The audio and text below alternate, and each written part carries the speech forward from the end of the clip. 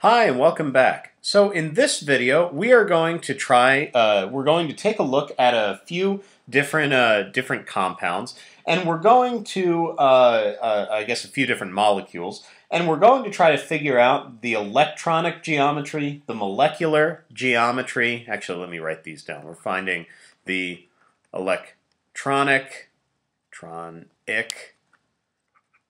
geometry. We're finding the molecular geometry.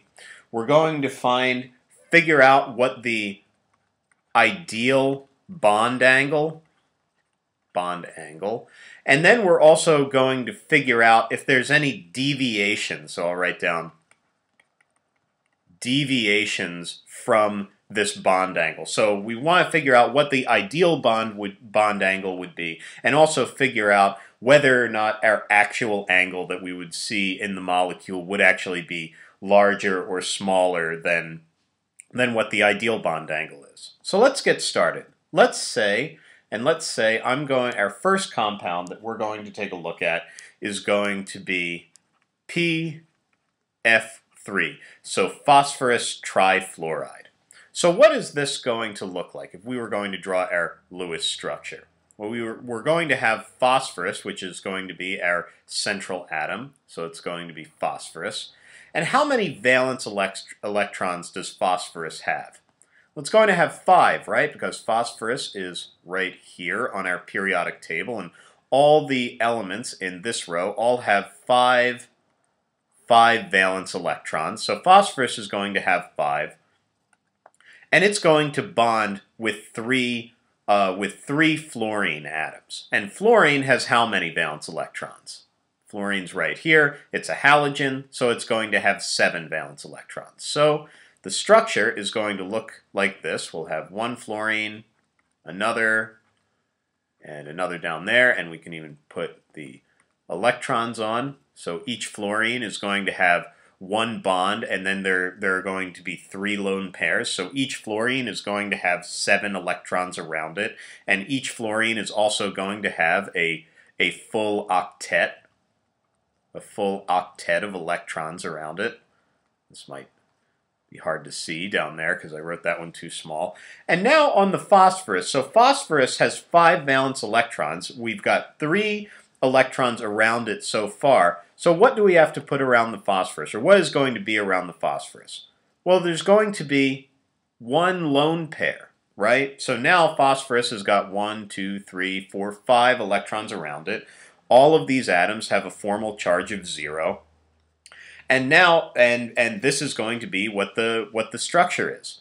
So now, what is our electronic geometry going to be?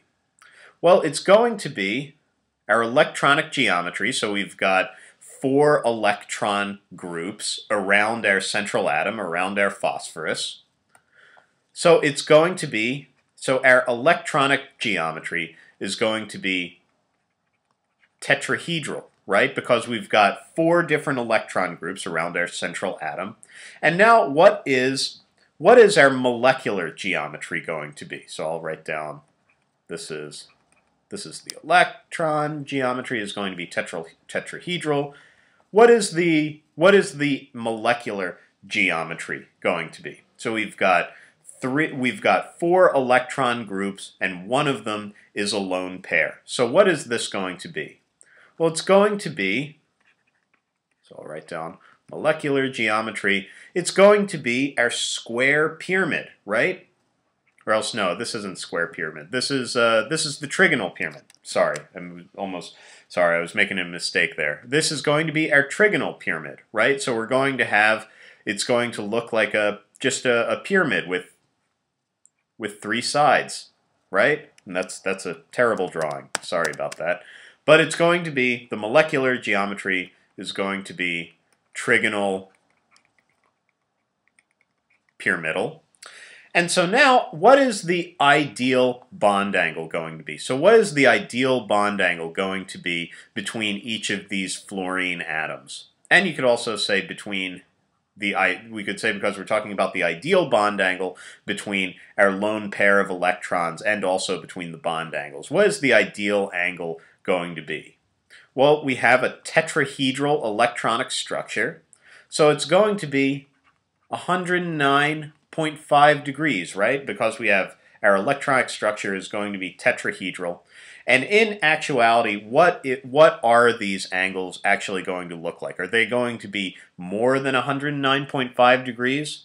No, they're going to be a little bit less. They're going to be a little bit less than 109.5 degrees. And it's because this lone pair of electrons is slightly more repulsive than the electrons surrounding these atoms. And you can think about it because this is just this area up here where we have our lone pair of electrons. There are no protons up here. There's no positive charge. So this is just a repulsive force coming from this electronic region on our phosphorus atom. So therefore, all of these bonds are going to get compressed a little bit, and they're not going to be as large as our ideal bond angle of 109.5 degrees. So therefore, our deviations is that all of the angles between fluorine atoms are going to be less than 109.5. And then I guess you could also say that the angle between the lone pair of electrons and the bonding angle. So the angle between this lone pair and a bond, that would be greater than 109.5. But so anyway, those are the deviations that you would have. These angles between the fluorine atoms would be less than 109.5, and then the angle between the lone pair and a bond would be more than 109.5.